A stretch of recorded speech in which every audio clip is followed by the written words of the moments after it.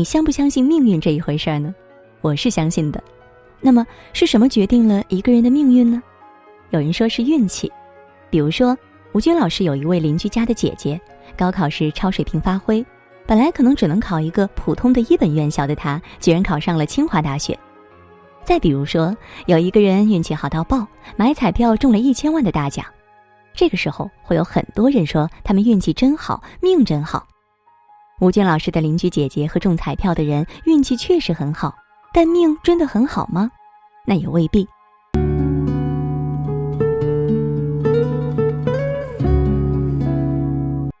那位邻居姐姐后来透露，她上了清华大学，因为本身能力跟不上学校的进度，其实是受了5年罪。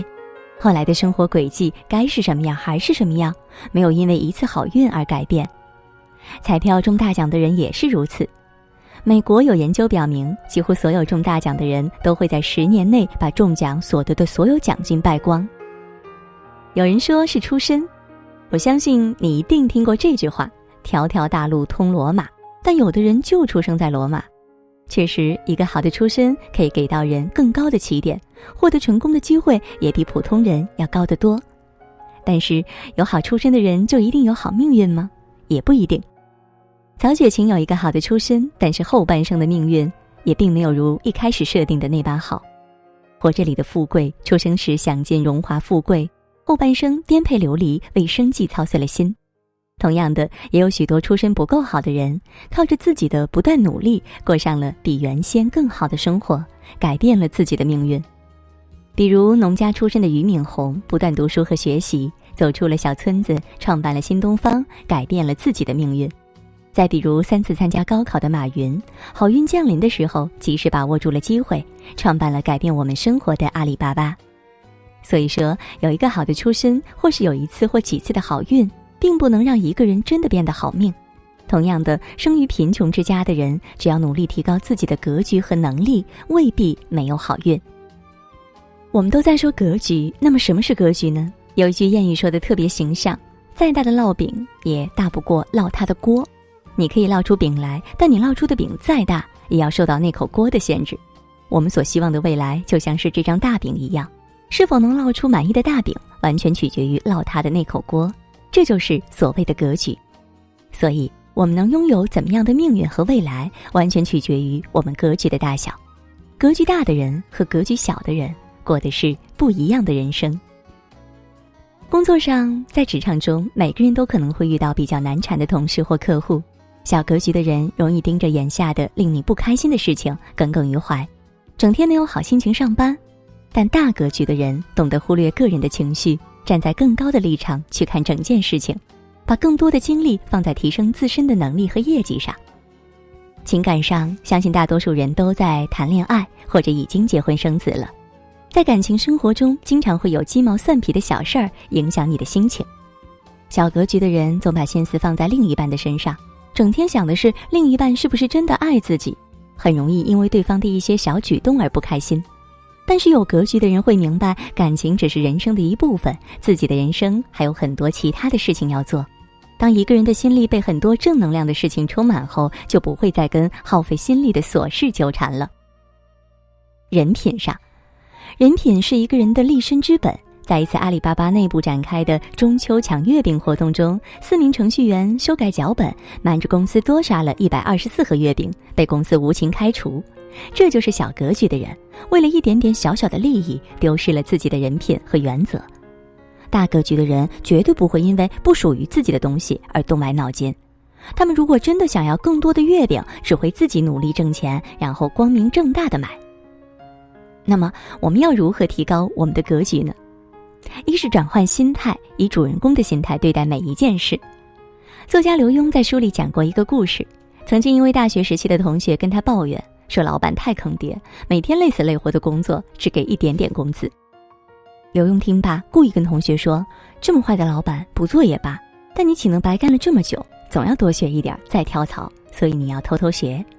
同学心想有道理啊，于是不但每天加班，留下来背英文商业文书的写法，甚至连怎么修复印机都跟在工人旁边记笔记，想着要是自己有一天创业了，还能省一笔维修费。半年后，刘墉问同学跳槽了吗？同学笑着对他说，不跳槽啦，我的老板现在对我刮目相看，升职又加薪，我干得开心。半年前，他对公司和老板抱着一种消极的状态，在心底把老板放在了敌对方。当他转变心态后，再回过头来看，当时的自己完全是一种打工者的心态，认为公司只给一点点工资，所以工作态度不积极，工作没有突出贡献，公司自然不会给他更多的机会和回报。当他转换心态后，把工作中的大事小事都当成自己的事情，全心对待，如此一来，不仅自己干得开心，能力也越来越强，格局越来越大，公司也越来越重视他。二是三人行必有我师，用别人的优势补充自己的能量。蔡康永在《康永给残酷社会的善意短信》中有一段很经典的话：鸡生蛋，鸡也拉屎，但你肯定只吃蛋不吃屎的。对鸡如此，对人亦然。